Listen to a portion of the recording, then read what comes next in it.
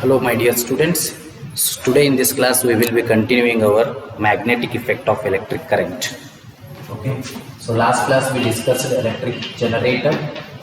So Fleming's left hand rule, Fleming's right hand rule, magnetic effect of electric current.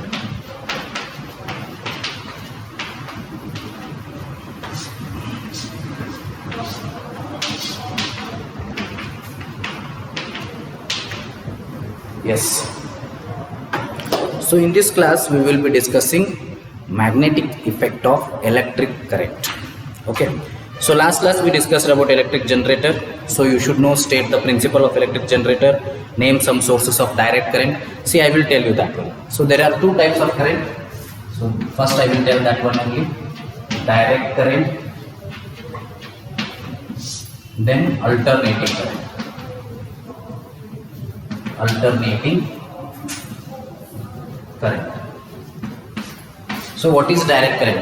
If the current is in the same direction, only one direction, see this is positive, this is negative, you know that. If the direction of the current is only positive, say like this, it will never go negative. So that kind of current is called as direct current.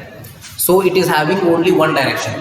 The current which is having only one direction, it always flows from positive to negative, or it always flows from right to left. Always all current will flow from positive to negative only, but terminals, if they are interchanged, then the direction will interchange. But here in direct current there will be complete current. So what are the sources? DC generator, battery gives direct current, capacitor, these all gives the direct current. DC generator, battery, DC motor, these all give direct current. Okay. Battery also you can do. Alternating current means this is having change in its direction after every half interval. Nodri illi matta positive hogiruತ್ತದೆ, half cycle ಆದ್ಮೇಲೆ ಏನಾಗಿರುತ್ತದೆ negative ದಾಗ ಬರ್ತದೆ, direction ಉಲ್ಟಾ ಆಗ್ತದೆ. ಅದ ಮತ್ತೆ positive ಆದ್ಮೇಲೆ ಏನು ಮಾಡ್ತದೆ ಈ ಕಡೆ ಡೈರೆಕ್ಷನ್ ದಾಗ ಬರ್ತದೆ, ಮತ್ತೆ ನೆಕ್ಸ್ಟ್ ಈ ಕಡೆ ಡೈರೆಕ್ಷನ್ ದಾಗ ಬರ್ತದೆ. ಸೊ ಅಲ್ಟರ್ನೇಟಿಂಗ್ ಕರೆಂಟ್ ಅಂತ. Okay. So this is called AC ಅಂತಾರೆ ಇದಕ್ಕೆ, DC ಅಂತ. DC current, AC current, alternating current, direct current. This alternating current is different. It is completely different to the AC in home. Home ಒಳಗೆ ಒಂದು AC ಇರ್ತದೆ, that is air conditioning. Car ಒಳಗಿರೋ AC, that is air conditioning. ಅದ ಬೇರೆ ಇದ ಬೇರೆ ಮತ್ತೆ. This is alternating current, direct current. So direct current usually ನಮ್ಮಲ್ಲಿ ಇರ್ತದೆ 5 ವೋಲ್ಟ್ ಇಲ್ಲ 12 ವೋಲ್ಟ್ direct current ಬ್ಯಾಟರಿ ಒಳಗೆ ಇರ್ತದೆ. Alternating current of money supply होगा. In home supply that is 220 volt or 230 volt. Regular like money supply होगा current ಏನು alternating current. Because alternating current has the property of that it can be transferred to a larger distance.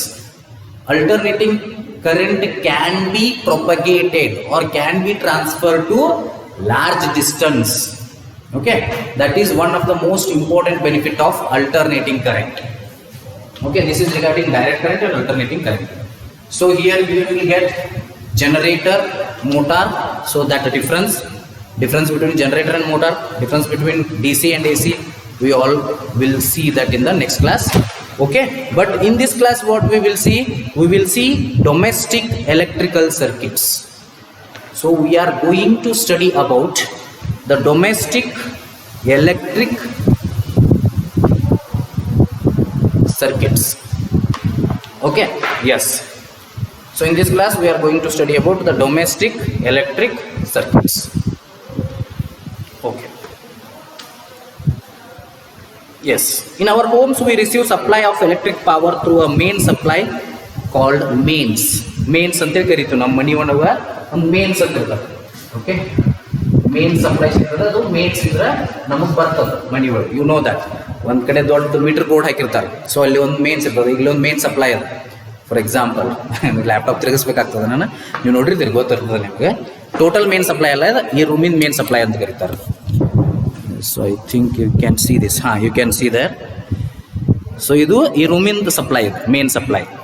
ಹಂಗೆ ಈ ರೂಮಿನೂ ಎಲ್ಲ main ಸಪ್ಲೈಗಳು ತೊಗೊಂಡು ಎಲ್ಲಿರ್ತದೆ, ಇದಕ್ಕಿಂತ ದೊಡ್ಡದೊಂದು main supply ಇರ್ತದೆ. Okay, bread board ಅತ್ತಾರ, ಅದಕ್ಕೆ ಬ್ರೆಡ್ ಬೋರ್ಡ್ ಹಾಕಿರ್ತಾರೆ, ಅಲ್ಲಿ ಮೇನ್ ಸಪ್ಲೈ ಇರ್ತದೆ. ಹಂಗೆ ಮನಿಗೆ ಒಂದು ಮೇನ್ ಸಪ್ಲೈ ಇರ್ತದೆ. ಸೊ ಅದ್ರ ಥ್ರೂ ಏನು ಮಾಡ್ತದೆ ರೀ, ಕರೆಂಟ್ ನಮಗೆ ಬರ್ತದೆ.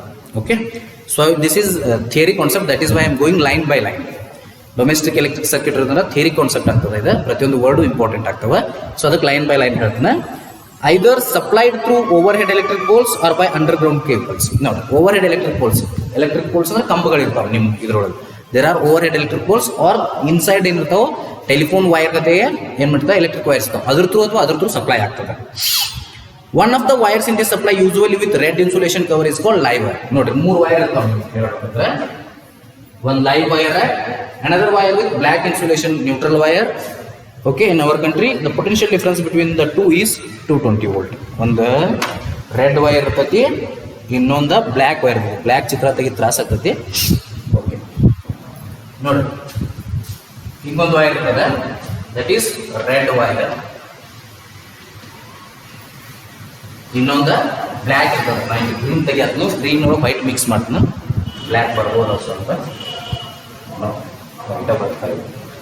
Okay, whatever it is.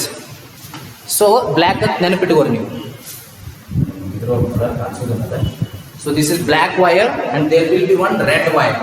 So in your diagram, in your notebook you can draw ಒಂದು ರೆಡ್ ಪೆನ್ ಒಂದು ರೆಡ್ ವೈರ್ ಡ್ರಾ ಮಾಡ್ಬೋದು. ಇನ್ನೊಂದು ಇದನ್ನು ತಗೊಂಡು ಬ್ಲ್ಯಾಕ್ ವೈರ್. ಹಾಂ, ಬ್ಲ್ಯಾಕ್ ಇನ್ಸುಲೇಷನ್ ಇರ್ತದೆ. ವೈರ್ ಸೇಮ್ ಕಾಪರ್ ವೈರ್ ಇರ್ತದೆ, ಮ್ಯಾಕ್ ಬ್ಲ್ಯಾಕ್ ಇನ್ಸುಲೇಷನ್ ಹಾಕಿರ್ತಾರೆ, ಇದಕ್ಕೆ ರೆಡ್ ಇನ್ಸುಲೇಷನ್ ಹಾಕಿರ್ತಾರೆ. ಇನ್ಸುಲೇಷನ್ ಬರ್ತದಲ್ಲ ನಿಮ್ಗೆ, ಮ್ಯಾಗ್ ಪ್ಲಾಸ್ಟಿಕ್ ಟೈಪ್ ಆಗಿದೆ, ವೈರ್ ಇರ್ತದೆ, ಅದ್ರ ಮ್ಯಾಗ ಇನ್ಸುಲೇಷನ್ ಮಾಡ್ತಾರೆ. ಇನ್ಸುಲೇಷನ್ ಅಂದರೆ ಯಾವುದೇ ಕಾರಣಕ್ಕೆ ಶಾಕ್ ಹೊಡಿಬಾರ್ದು. ಒಳಗೆ ಕರೆಂಟ್ ಫ್ಲೋ ಆಗಲಿ, ಬಟ್ ಬ್ಯಾರಿಗೇರ್ ಟಚ್ ಆದ್ರೆ ಶಾಕ್ ಹೊಡಿಬಾರ್ದು. ಸುಮ್ಮನೆ ಇಲ್ಲೊಂದು ರೆಡ್ ವೈರ್ ಇರ್ತದೆ, ಇದೊಂದು ಬ್ಲ್ಯಾಕ್ ವೈರ್ ಇರ್ತದೆ. ನೋಡ್ರಿ, ಕರೆಂಟ್ ಪಾಸ್ ಆಗಬೇಕಾದ್ರೆ ಏನು ಬೇಕು? 2 ವೈರ್ ಪೊಟೆನ್ಷಿಯಲ್ ಡಿಫ್ರೆನ್ಸ್ ಇರಬೇಕು. Okay, this is red wire is called as live wire. ನಿಮ್ಮ ಮನೆ ಒಳಗೆ ಹೇಳ್ತಿರ್ತಾರೆ, ಇದು ಲೈವ್ ಅದ, ಇದು ನ್ಯೂಟ್ರಲ್ ಅದ ಅಂತ ಹೇಳಿ. ಇದು neutral wire.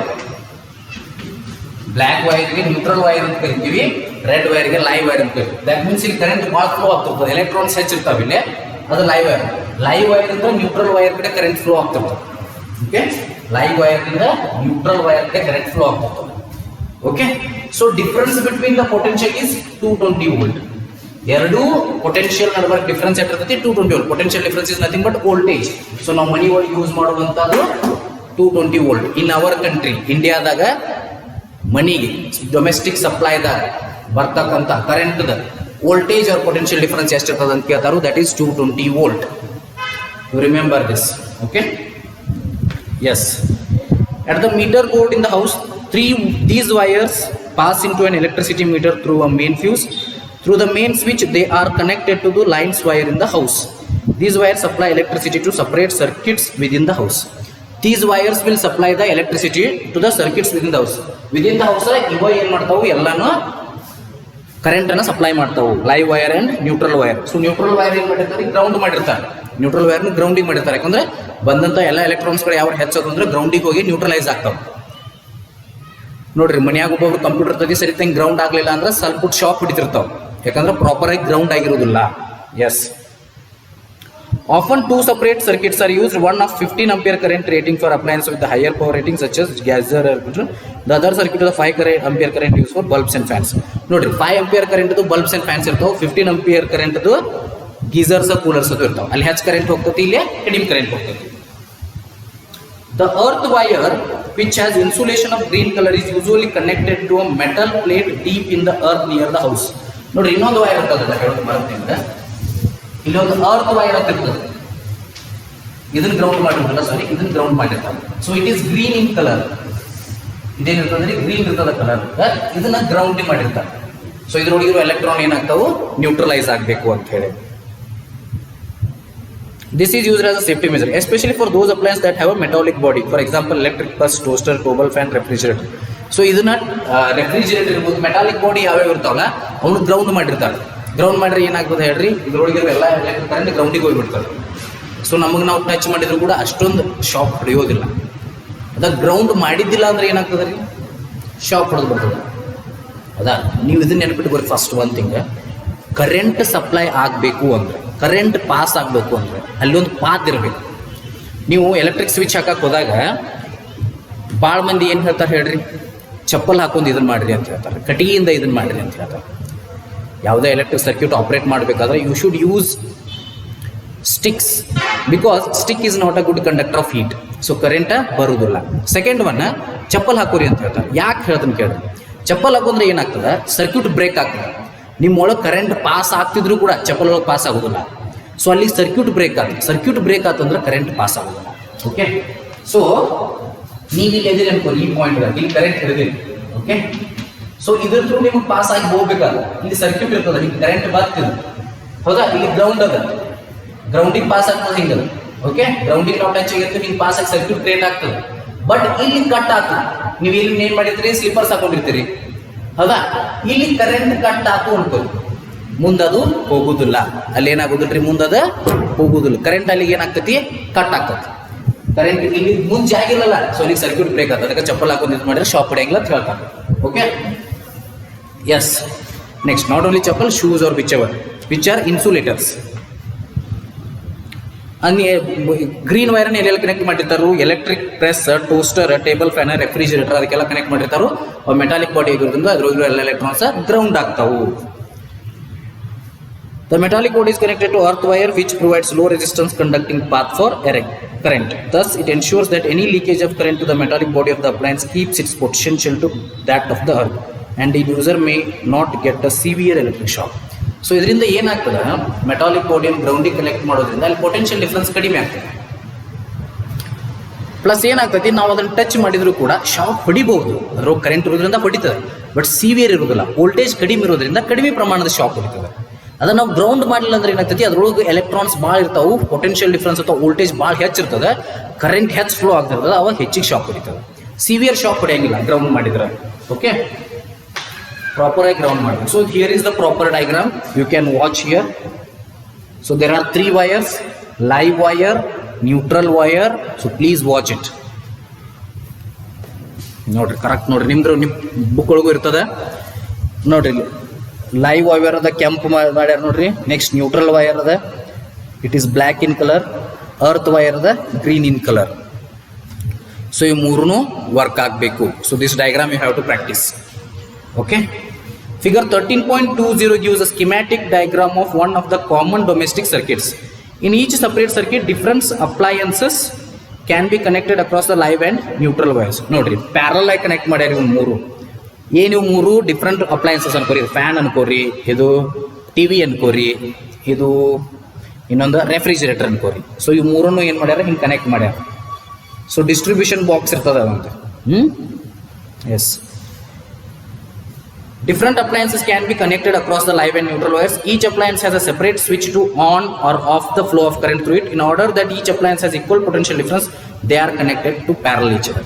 So they should have the same potential difference. or potential difference same ಇರಲಿ ಅಂತ ಪ್ಯಾರಲ್ ಆಗಿ ಕನೆಕ್ಟ್ ಮಾಡ್ಯಾರ.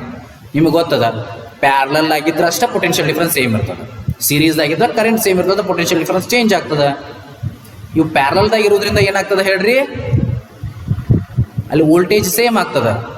ಮೂರುದ್ರದ್ದು ವೋಲ್ಟೇಜ್ ಸೇಮ್ ಉಳಿತದ ಪ್ಯಾರಲ್ ಆಗಿದ್ದು ಅಂದ್ರೆ.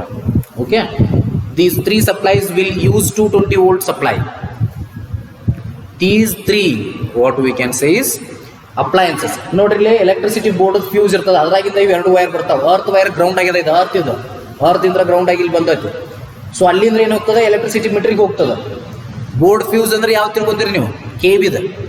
KV ಅಂದ್ರೆ ನಮ್ಮ ಮನೆ ಎಲೆಕ್ಟ್ರಿಸಿಟಿ ಮೀಟ್ರಿಗೆ ಬರ್ತದೆ. ಹೌದಾ, ಅಲ್ಲಿಂದ್ರೆ ಏನಾಗ್ತೈತಿ, ಡಿಸ್ಟ್ರಿಬ್ಯೂಷನ್ ಬಾಕ್ಸ್ ಇರ್ತೈತಿ ಅಲ್ಲೇ.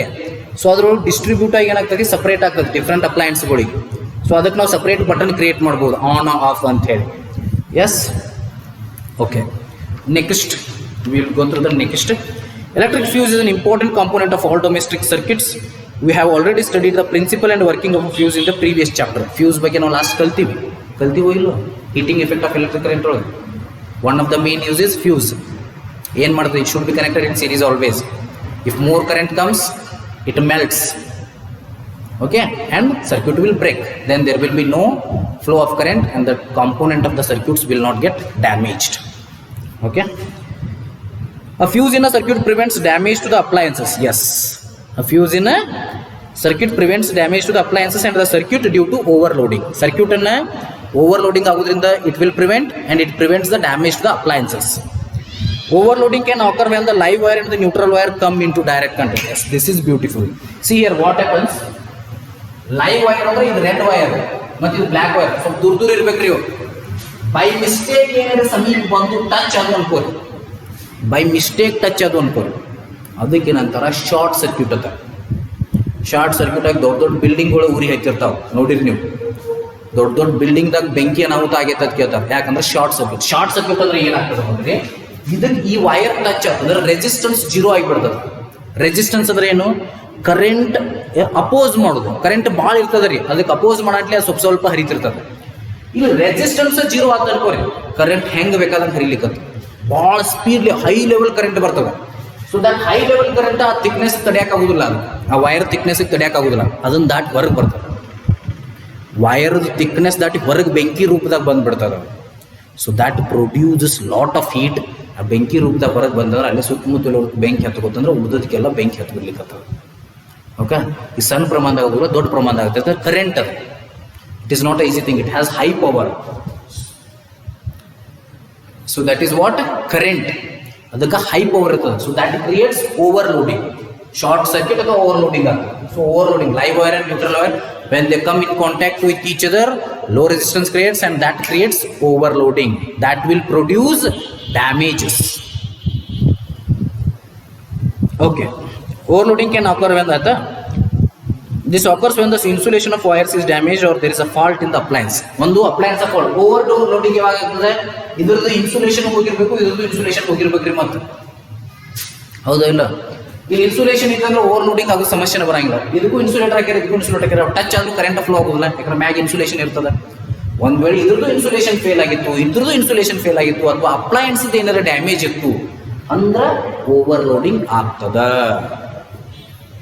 S, this is called short circuiting. ಇದಕ್ಕೇನಂತಾರ ಶಾರ್ಟ್ ಸರ್ಕ್ಯೂಟಿಂಗ್ ಅಂತ ಕರೀತಾರೆ. ಆಗಲೇ ಹೇಳಿದೆ ನಾನು.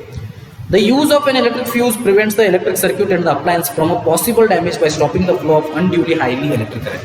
ಸೊ ಅದಕ್ಕೆ ನಾವು ಫ್ಯೂಸ್ ಹಾಕಿದೀವಿ ಅಂದ್ರೆ ಏನಾಗ್ತದೆ ಹೇಳ್ರಿ, ಒಂದು ವೇಳೆ ಹೈ ಅಮೌಂಟ್ ಆಫ್ ಕರೆಂಟ್ ಬಂದ್ರು, ಓವರ್ಲೋಡಿಂಗ್ ಆಗಿ ಶಾರ್ಟ್ ಸರ್ಕ್ಯೂಟ್ ಆಗಿ, ಇಲ್ಲಿ ಶಾರ್ಟ್ ಸರ್ಕ್ಯೂಟ್ ಆದ್ರೆ ಸಿಕ್ಕಾಪಟ್ಟಿ ಕರೆಂಟ್ ಫ್ಲೋ ಆಗುತ್ತೆ, ಇಲ್ಲಿ ಏನೋ ಒಂದು ಸರ್ಕ್ಯೂಟ್ ಇದ್ದು ಅದಕ್ಕೆ ಇಲ್ಲೇ ಫ್ಯೂಸ್ ಹಾಕಿಬಿಡ್ತಾರೆ. ಓಕೆ, ಇಲ್ಲಿ ಫ್ಯಾನ್ ಇತ್ತಪ್ಪ, ಇಲ್ಲಿ ರೆಫ್ರಿಜರೇಟರ್ ಇತ್ತು, ಇಲ್ಲಿ ಫ್ಯೂಸ್ ಹಾಕಿಬಿಟ್ಟೆ ನಾನು, ಇಲ್ಲಿ ಬ್ರೇಕ್ ಆಗಿಬಿಡುತ್ತೆ. Current will not flow to this, but ಇವೆರಡಷ್ಟು ಉಳಿತಾವೆ, ಏನೂ ಡ್ಯಾಮೇಜ್ ಆಗೋದಿಲ್ಲ, ಎಲೆಕ್ಟ್ರಿಕ್ ಕರೆಂಟ್ ಹೊರಗೆ ಹೋಗುದಿಲ್ಲ. Okay okay okay the joule heating that takes place in the fuse melts it to break the electric circuit. So electric circuit ಅನ್ನು break ಮಾಡ್ತದೆ, overloading ಆಗುದಿಲ್ಲ, short circuit ಕೂಡ ಅವಾಯ್ಡ್ ಮಾಡ್ಬೋದು. ಶಾರ್ಟ್ ಸರ್ಕ್ಯೂಟ್ ಅವಾಯ್ಡ್ ಮಾಡ್ಬೋದು. Overloading can also occur due to an accidental hike in the supply voltage. So supply voltage ಹೆಚ್ಚಾದ್ರೆ overloading ಆಗ್ತದೆ. ಈ 220 volt ಕಳಿಸಿರ್ತಾರೆ, sudden ಆಗಿ 400 volt ಕಳಿಸ್ಬಿಟ್ರೆ ನಾ ಅಂದ್ರೆ ಓವರ್ಲೋಡಿಂಗ್ ಆಗಿಬಿಡ್ತದೆ. ಯಾಕಂದ್ರೆ ವೈರಿಗೆ ಅಡ್ಜಸ್ಟ್ ಆಗಿಬಿಟ್ಟಿರ್ತದೆ, ಅದು ವೈರ್ ಏನು ಮಾಡಿಬಿಟ್ಟಿರ್ತದೆ, ಅಡ್ಜಸ್ಟ್ ಆಗಿಬಿಟ್ಟಿರ್ತದೆ. So that is also dangerous thing. Okay, sometimes overloading is caused by connecting too many appliances to a single socket. ನೋಡಿ, ಒಂದ ಸಾಕೆಟ್ ಇರ್ತದೆ, ಅದ ಸಾಕೆಟ್ದಾಗ ಎಲ್ಲಾನು ಯೂಸ್ ಮಾಡಕತ್ರೂ ಓವರ್ಲೋಡಿಂಗ್ ಆಗ್ತದೆ. ಫಾರ್ ಎಕ್ಸಾಂಪಲ್, ಒಂದು ಬ್ರೆಡ್ ಬೋರ್ಡ್ ಇರ್ತದೆ, ಅದಕ್ಕೆ 4 ಮಂದಿ ಮೊಬೈಲ್ ಕನೆಕ್ಟ್ ಮಾಡಿರ್ತಾರೆ. ಬ್ರೆಡ್ ಬೋರ್ಡ್ ಅಂದ್ರೆ ಭಾಳ ಇರ್ತಾವೆ. ಒಂದು ತೋರಿಸ್ತೀನಿ ಅಂದ್ರೆ ನಿಮ್ಗೆ ಇಲ್ಲೇ ಐತೆ.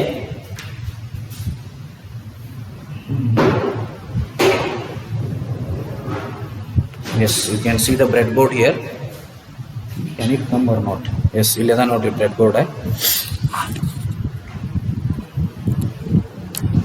ಸೊ ಈ ಬ್ರೆಡ್ ಬೋರ್ಡಿಗೆ ಏನು ಮಾಡೋದು ಹೇಳ್ರಿ, ಇಲ್ಲಿ ಒಬ್ರು, ಇಲ್ಲಿಂದ ಇಬ್ರು ಚಾರ್ಜರ್ ಹಾಕಿ, ಇಲ್ಲಿ 3 ಮಂದಿ ಚಾರ್ಜರ್ ಹಾಕಿದ್ದಾರೆ. Yes, so here we can see 1 2 3 4 5 6 7 8 9 ಅದಾವ ಸ್ವಿಚಸ್ ಅದಾವ. ಈ 9 ಸ್ವಿಚ್ ಯೂಸ್ ಮಾಡ್ಕೊಂಡ್ರೆ ತಿಳ್ಕೊರಿ. ಇಲ್ಲೇ 3 ಮಂದಿ ಚಾರ್ಜ್ ಹಾಕಿದ್ರು, ಇಲ್ಲೇ ಫ್ಯಾನ್, ಇಲ್ಲೇ ಇನ್ನೊಂದು ಫ್ಯಾನ್, ಮುಂದೆ ಇಲ್ಲೇ ಲೈಟದ್ದು, ಇನ್ನು 3 ಅದಾವು, ಒಂದು ರೆಫ್ರಿಜಿರೇಟರ್, ಇನ್ನೊಂದೆರಡು ಫ್ಯಾನ್ ಹಾಕಿದ್ವಿ. ಮತ್ತು ಇದ್ರೊಳಗೆ 3 ಪಿನ್ ಹಾಕಿ ಮತ್ತೆ ಇನ್ನೊಂದಿಷ್ಟು ಮಂದಿ ಚಾರ್ಜ್ ಹಾಕೊಂಡ್ರು. ಒಂದು 12 13 ಹಿಂಗೆ ಯೂಸ್ ಆದವು ಅಂದ್ರೆ ಅವಾಗ ಓವರ್ಲೋಡಿಂಗ್ ಚಾಲು ಆಗ್ತದೆ. ಹೌದಾ? So overloading is also caused when so many appliances are connected to single socket. ಒಂದ ಸಾಕೆಟ್ಗೆ ಸೋ ಮೆನಿ ಅಪ್ಲಯನ್ಸಸ್ ಅನ್ನು ಕನೆಕ್ಟ್ ಮಾಡಿದ್ರು ಕೂಡ ಓವರ್ಲೋಡಿಂಗ್ ಕ್ರಿಯೇಟ್ ಆಗ್ತದೆ. Okay, yes, there are some questions you can do by your own also. Name any 2 safety measures commonly use in electric circuits and appliances. ಏನು use safety measures use ಮಾಡಿರ್ತಾರೆ? ಒಂದು fuse create ಮಾಡ್ತಾರೆ, second one is insulation ಇರ್ತದೆ, properly ground ಮಾಡಿರಬೇಕು. ಇವುಗಳನ್ನೆಲ್ಲ ನಾವು ಬರಿಬೋದು. An electric oven of 2 kilowatt operated at a domestic circuit that has a current. What result do you expect? Explain. 2 kilowatt power rating of the domestic 220 volt of the has a current rating of 5 ampere. Current rating 5 ampere of the. So that you can do P is equal to VI le ಮಾಡಬಹುದು ಅದನ್ನ. What precaution should be taken to avoid overloading of domestic electric circuit? Overloading ಆಗಬಾರ್ದು ಅಂದ್ರೆ ಏನು ಮಾಡಬೇಕು? ನಾನು ಇದನ್ನು overloading ಆಗಬಾರ್ದಂದ್ರೆ ಏನು ಮಾಡ್ಬೇಕು ಅಂತ ಹೇಳಬೇಕಲ್ಲ. So if overloading should not happen means what we have to do, the proper insulation should be maintain and we should always check the appliances whenever applying the high voltage. Before that appliance should be correctly checked. Okay, then the proper insulation should be maintain and the earth wire should be grounded properly. Okay, and the voltage which is given by the power supply should not be hiked directly. Okay, these things you have to remember. Okay, ನೋಡ್ರಿ ನಾನು ಇದನ್ನ homework ಕೊಡ್ತಿರ್ತಾನೆ, what you have learn ಅನ್ನೋದನ್ನ ನಾನು homework ಕೊಡ್ತಿರ್ತಾನೆ. ಅವಾಗ ನೀವು ಬರೀಬೇಕು. ಎಷ್ಟು ಅದಾವ ಇವು? ಅರ್ಧ ಬರೀಬೇಕು, ಅಷ್ಟು ಕೇಳಂಗಿಲ್ಲ. ನಾನು ಅದನ್ನು 2 days ಹೋಮ್ವರ್ಕ್ ಕೊಡ್ತಾನೆ ನಾನು ಕೊಟ್ಟರೆ. 1 2 3 4 5 6 7 8 9 10 11 ಅದಾವ. ಸೊ ಇದ್ರಾಗ ಒಂದ್ಸಲ 5 ಬರೀರಿ, ಒಂದ್ಸಲ 6 ಬರೀರಿ. What I will write the points of, write all the important points of what you have learned. Okay, ಅವಾಗ ನೀವು 5 ಬರೀಬೇಕು. ಇನ್ನೊಂದು ಸ್ವಲ್ಪ ಬರೋದು, write all the important points of what you have learned in second part. This is first part. ನೋಡ್ರಿ, 1 2 ಮೊದಲೇ 5 6 ಇರ್ತಾವೆ first party, ಮುಂದಿನ 5 ಏನಿರ್ತಾವೋ ಸೆಕೆಂಡ್ ಪಾರ್ಟ.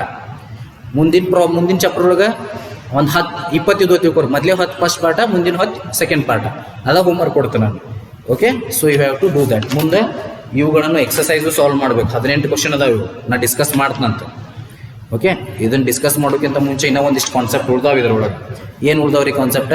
ಡಿಫ್ರೆನ್ಸಸ್ ಹೇಳಬೇಕು. Differences between AC DC, difference between motor and generator, difference between AC generator DC generator. ಈ type ಒಂದು 2-3 difference ಬರ್ತಾವೆ. ಅದನ್ನು ನಾವು ಮುಂದಿನ ಕ್ಲಾಸ್ದಾಗ ಡಿಸ್ಕಸ್ ಮಾಡೋಣ. ಅದರ ಜೊತೆಗೆ ಕ್ವಶನ್ ಆನ್ಸರನ್ನು ಡಿಸ್ಕಸ್ ಮಾಡೋಣ, ವಾಟ್ ಯು ಹ್ಯಾವ್ ಲರ್ನ್ಡ್ ಅನ್ನು ಡಿಸ್ಕಸ್ ಮಾಡೋಣ.